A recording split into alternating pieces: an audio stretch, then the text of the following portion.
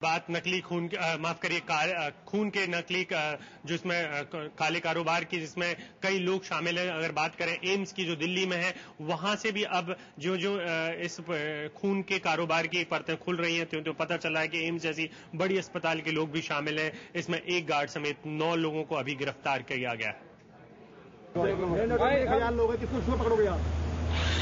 किसी हॉस्पिटल में चले जाओ। सिस्टम को मुंह चढ़ाता ये शख्स आरोपी है एम्स और सफदरजंग सरीखे राजधानी के कई नामी अस्पतालों में खून का रैकेट चलाने का।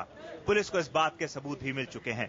पुलिस ने ब्लड रैकेट के 9 लोगों को गिरफ्तार किया है, जिसमें एम्स का एक सिक्योरिटी गार्ड और गैंग का सरगना विनोद शामिल है। विनोद ने कबूल किया है कि गिरोह रोजाना करीब 8 से 10 यूनिट खून बेचता था, जबकि एक यूनिट में मुनाफा होता करीब 1000 रुपए। यानी पिछले 10 सालों का हिसाब बैठता है 15 करोड़ रुपयों का कारोबार, जबकि शिकारों की तादाद 15,000 से ज्यादा है। जांच में जुटी पुलिस ने एम्स और सफदरजंग अस्पताल के ब्लड बैंकों से करीब 15,000 ब्लड ट्रांजिशन के रिकॉर्ड्स को खंगाला है। इस दौरान कई गड़बड़ियां सामने आई हैं। इन 2 के अलावा 2 जगह का नाम आया, but we want it to be established before we take the names.